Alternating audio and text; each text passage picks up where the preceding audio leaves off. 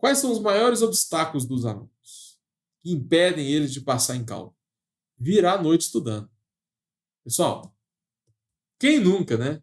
A gente, ser humano, gosta de deixar as coisas para depois. Não é só eu ou só você, não. Isso aqui é comum, tá? O problema é que você tem 3 dias para estudar o que o professor passou, sei lá, em 2 meses. Imagina o tanto de matéria que tem aqui. E muito aluno deixa a matéria acumular. Vira a noite, fica 3 dias acordado estudando para passar na matéria. Eu faço aulões de cálculo e o pessoal gosta demais, porque nesses aulões a gente fica lá 3 dias estudando sem dormir e consegue ir bem na prova. Mas não é todo mundo que aguenta isso aqui, não. Tem gente que vira a noite estudando e no outro dia não lembra nem o nome. Não lembra, esquece até o nome. Sabe a matéria, mas fica travado, entendeu? Essa técnica, essa estratégia de ficar virando noite estudando, de deixar os negócios para depois, é arriscado demais. Nem sempre dá certo.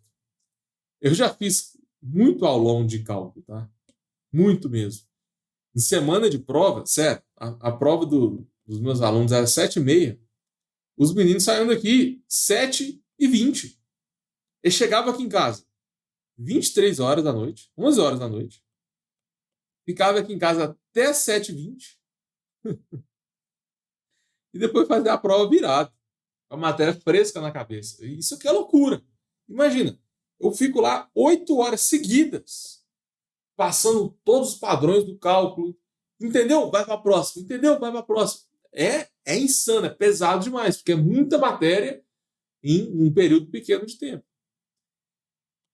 Tem gente que gosta desse desafio e deixa os negócios acumular para depois. Mas, se você não quiser arriscar, se você quiser garantir que vai passar em cálculo de primeira, não deixa a matéria acumular, galera. Já começa a estudar lá na primeira semana, entendeu? E começa a estudar identificando os padrões do cálculo. Isso aqui vai facilitar tudo. Se você identificar os padrões do cálculo, você vai ter que estudar muito menos do que você imagina. Matéria de limites, por exemplo. Pega a matéria de limites. Tipo 1 de limites. Faz lá 10 a 15 exercícios só do tipo 1. Quando você dominar o tipo 1, aí você vai para o tipo 2. Passo a passo. Sem misturar os padrões. Se você focar o exercício assim, seu estudo rende mais. Você não precisa de virar à noite em nenhum momento. O problema é que as listas da faculdade é tudo misturado. Tem mistura tipo 1 com 2, com 3, com 7, com 9. Aí você tenta fazer uma lista de cálculo e não fixa a matéria, entendeu? Isso também impede muito aluno de passar em cálculo de primeira. Então, tem gente que gosta de deixar tudo para depois e virar a noite estudando. Mas é muito arriscado, tá? É muito arriscado. Exemplo número 1. Eu quero calcular as derivadas de primeira ordem, tá? Eu tenho x, y e z. Então, qual é a derivada de primeira ordem?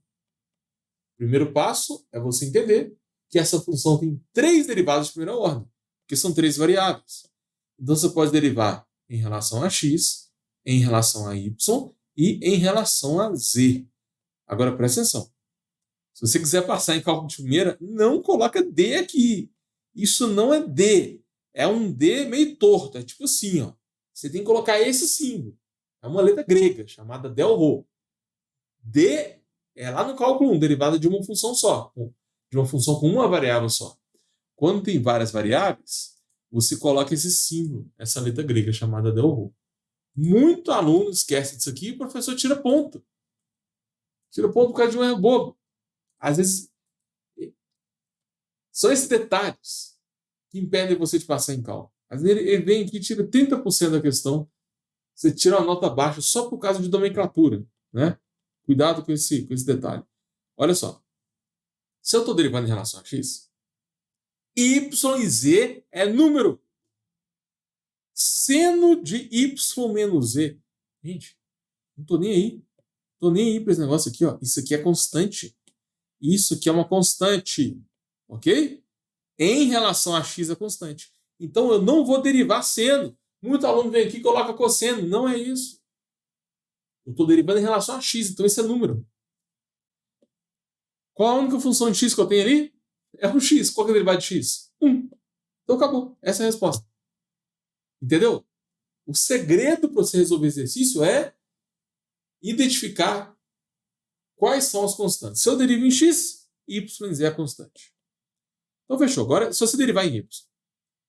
Se eu derivar em y, o x é uma constante, então o x fica. Agora, o seno de y menos z é constante? Não, porque tem y. Então, agora a gente mantém o x. Qual é a derivada de seno? Cosseno de y menos z vezes a derivada que está lá dentro, né? Regra da cadeia. Qual é a derivada de y em relação a y? 1. Qual é a derivada de z? 0, porque o z é constante. Então fica 1 mais 0. 1 mais 0 não faz diferença, né? Vou até cortar isso aqui. Então, tem que saber as regras do cálculo 1. Eu derivei seno, depois usei a regra da cadeia. E por último, qual é a derivada em relação a z? Em relação a z, o x é um número. Esse é o segredo para você passar em cálculo de primeira. Você vai acertar as derivadas parciais. Sempre coloca a constante. Tira a constante da derivada. Aí agora você vai derivar o seno em relação a z. Derivado de seno é cosseno. E depois você tem que derivar o que está lá dentro em relação a z. Qual é a derivada de y em relação a z? 0, porque o y é um número em relação a z. Qual é a derivada de menos z em relação a z? Menos 1. Então, nesse caso, você vai ter que multiplicar por menos 1. Pronto. Exercício resolvido. Agora, não adianta ficar só vendo eu fazer. Pega esse exercício aqui e dá uma revisada, tá? Só lembrando que para você calcular as derivadas parciais, tem que saber as regras de derivação do cálculo 1. Derivada de seno, cosseno, produto, quociente, cadeia. Se você não sabe essas regras, é quase impossível entender essa questão aqui. Vocês querem que eu faça uma live sobre regras de derivação?